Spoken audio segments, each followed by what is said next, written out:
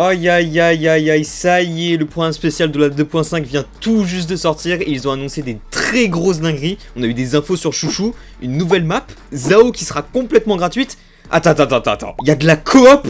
Ok, reste là, aujourd'hui je vais te faire un petit résumé du programme de la 2.5 pour qu'on soit tous prêts à sa sortie, c'est parti. La vidéo sera séparée en 4 parties, en premier temps on va checker la nouvelle histoire de cette 2.5 et dans quel contexte elle va se dérouler. Évidemment juste après on va checker les deux prochains agents, Yeshongwang et Zao, ensuite on va checker toutes les nouveautés qui vont arriver avec elle, ensuite on va voir tous les événements prévus pour cette version, pour finir avec mon préavis sur la 2.5 et croyez-moi, on va très bien manger. Allez, on commence sans plus tarder, mais avant ça, laissez-moi vous remémorer un petit peu la mémoire sur l'histoire principale et où on s'était arrêté. En compagnie de Dayalin, Banyue et Chouchou, on avait réussi à retrouver Yeshuan et Sarah, mais on était malheureusement arrivé un petit peu trop tard, et Sarah avait déjà réussi à faire le pacte avec le créateur. Chouchou a donc été forcé d'utiliser l'épée de King Ming pour sauver tout le monde suite à l'apparition de la créature contrôlée par le créateur. Mais on connaît tous le prix à payer pour emprunter les pouvoirs de l'épée de King Ming, et la fin du chapitre laissait penser que Chouchou commençait tout doucement à perdre la mémoire. Mais du coup, que va devenir Chouchou? Est-ce qu'il existe même un moyen de la sauver? Est-ce qu'on va enfin réussir à raisonner son frère qui essayait juste de trouver un moyen de sauver sa sœur? Y a-t-il un lien entre l'épée de King Ming et le créateur? Tout ça sera répondu dans la toute nouvelle histoire To Be Full for the Night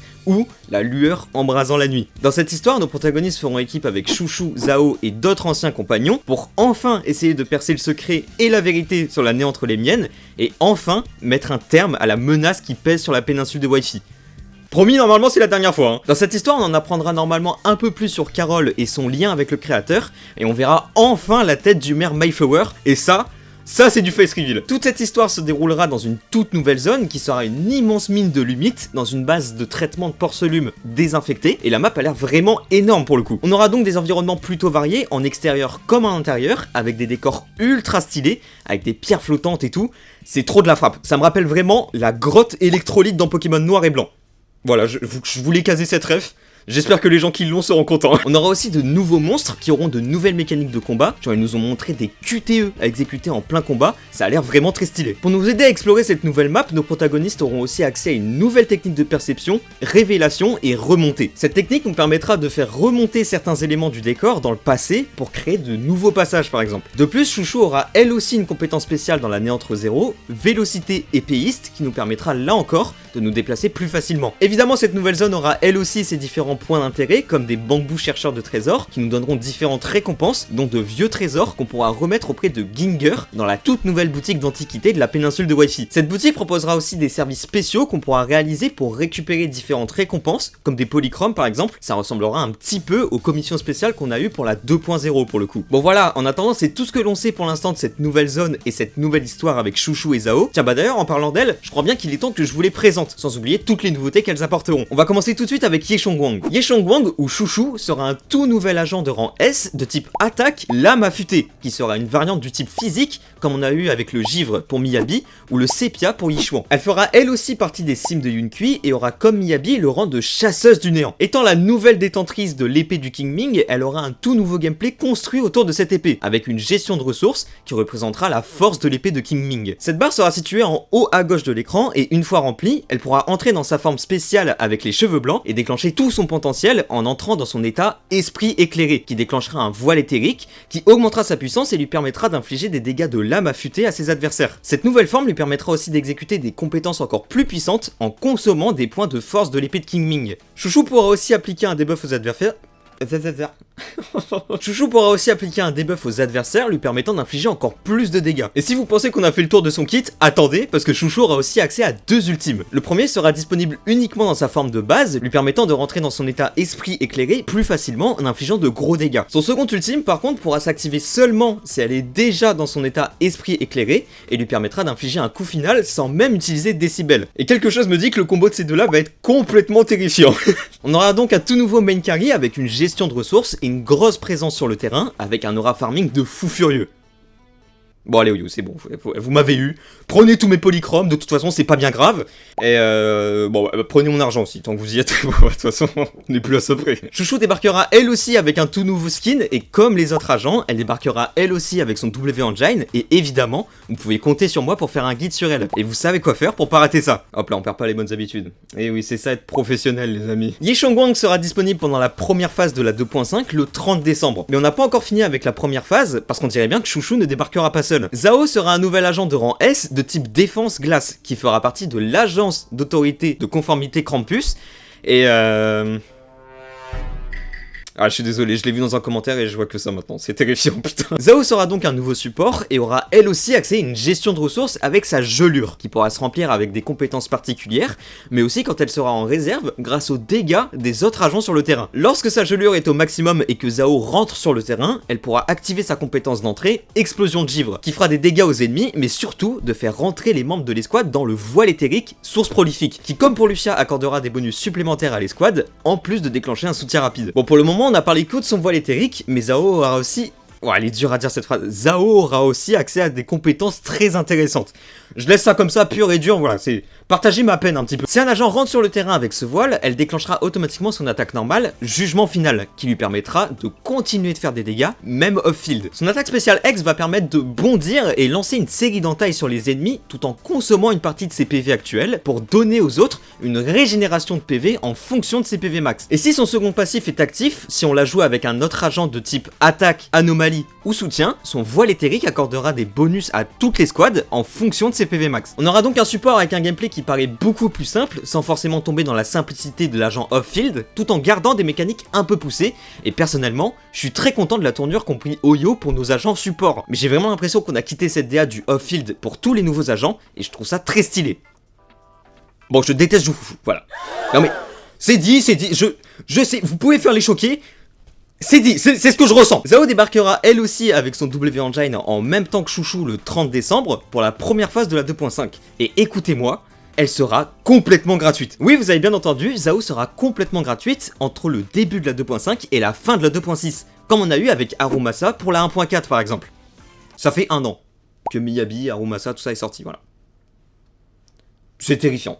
Ok, maintenant qu'on a fait le tour des agents de la première phase de la 2.5, laissez-moi vous montrer ce que Oyo nous ont cook pour la seconde phase, parce que c'est pas un agent, c'est pas 2 agents, mais bien 3 agents qui reviendront pour la deuxième phase. En effet, ce sera Alice, Sanbi et Astra qui reviendront avec leur W Engine dans le nouveau canal spécial rediffusion exclusive, qui va être complètement incroyable. Je vous explique. Dans ce nouveau canal, vous pourrez target l'agent qui vous donne le plus envie, et le premier agent de rang S obtenu dans ces canaux sera garanti d'être votre target.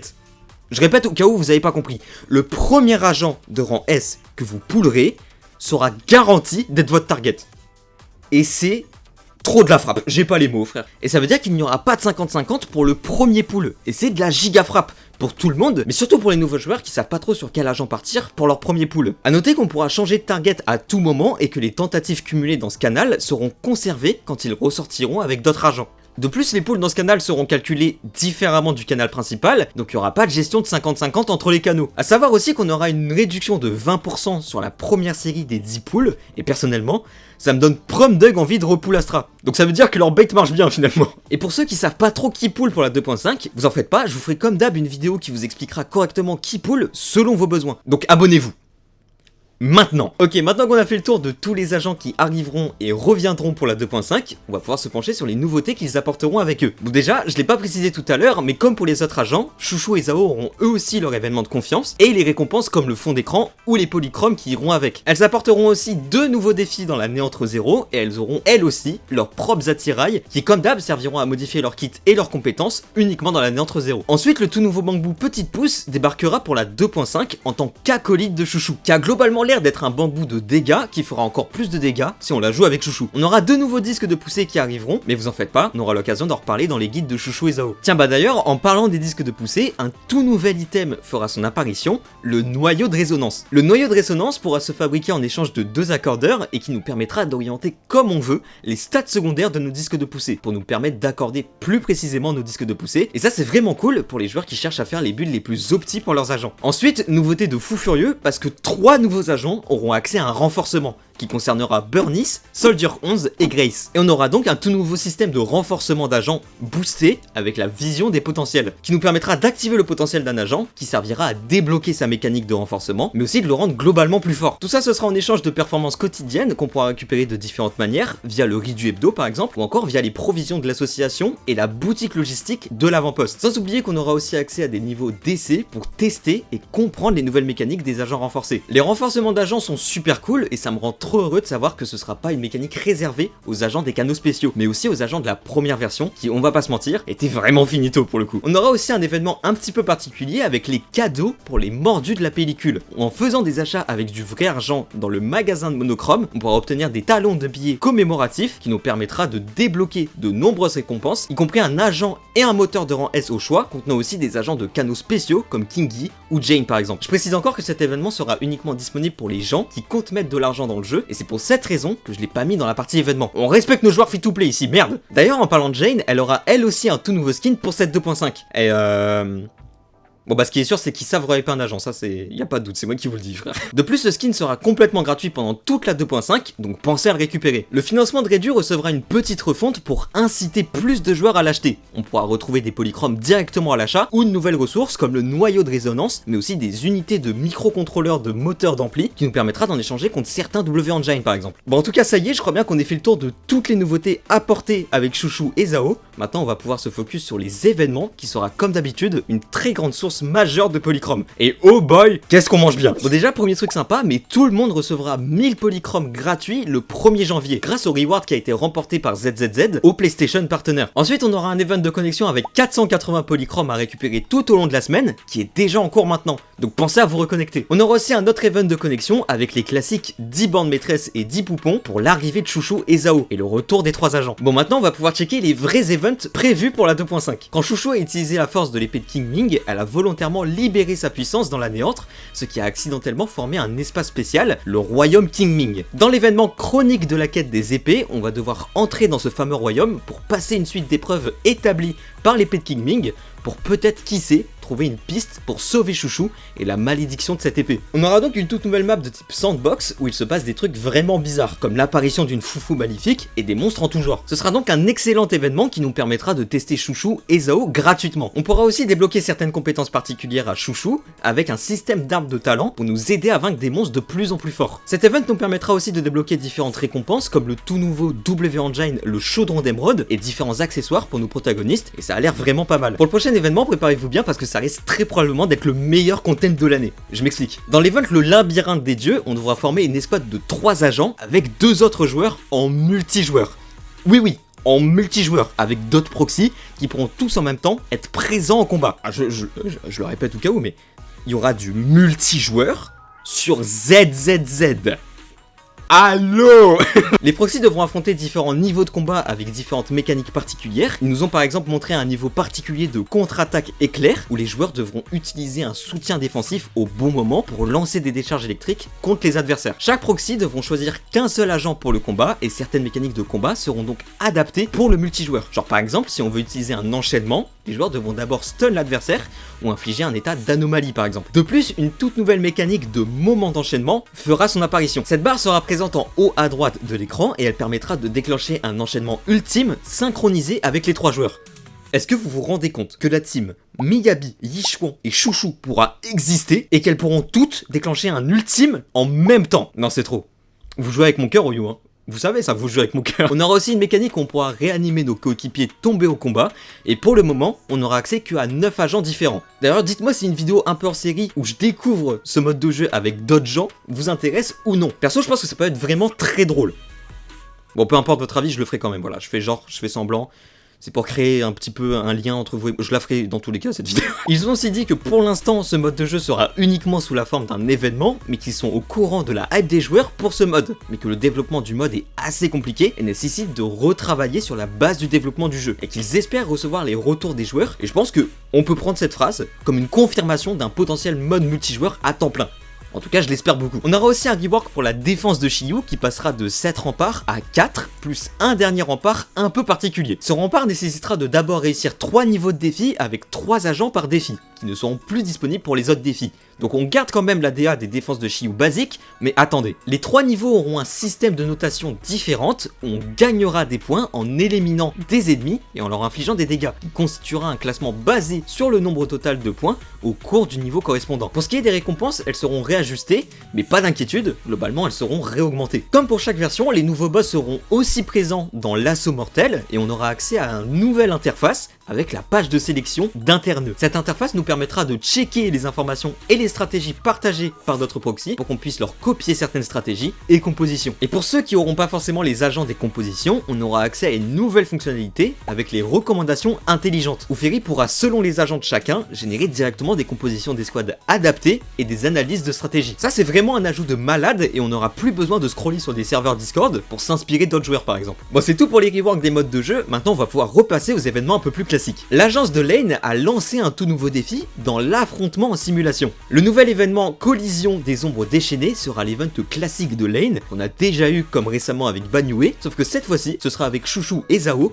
dans des combats spéciaux, encore un excellent événement pour les tester finalement. On va aussi avoir deux petits événements, un avec les prochains agents des Anges de l'Illusion et l'autre avec Nicole. Dans le premier événement Anges de l'Illusion de la Muse, le groupe résident d'Erreur 404 est à court d'inspiration et recherche une muse pour les accompagner dans leur quête d'inspiration musicale. On devra donc accompagner les différents membres des Anges de l'Illusion pour découvrir les différents coins de la nouvelle Eridu à la recherche d'inspiration musicale. Dans l'event Station Tsue, Nicole lancera un service de lancer par procuration durant lequel son Bangbu lancera des bouteilles dans la mer en échange de Denise. Pendant cet événement, on pourra tous les jours obtenir une bouteille en consommant de la charge de batterie pour ensuite la jeter à la mer en échange de polychrome. Et enfin, comme d'habitude, juste avant la sortie des nouvelles versions, les matériaux de craft et de disques de poussée seront doublés pour faciliter nos sessions farming. Bon bah ça y est, je crois bien qu'on ait fait le tour des événements et avant de passer à l'outro et à mon préavis sur cette version, il reste quelques petites nouveautés de facilité de vie dont je devais absolument vous parler. De toute façon, la vidéo elle fait déjà 4 heures, donc on n'est plus à 2 minutes près. Déjà, les nouveaux joueurs pourront directement accéder à la dernière histoire sans même avoir fini les autres chapitres auparavant,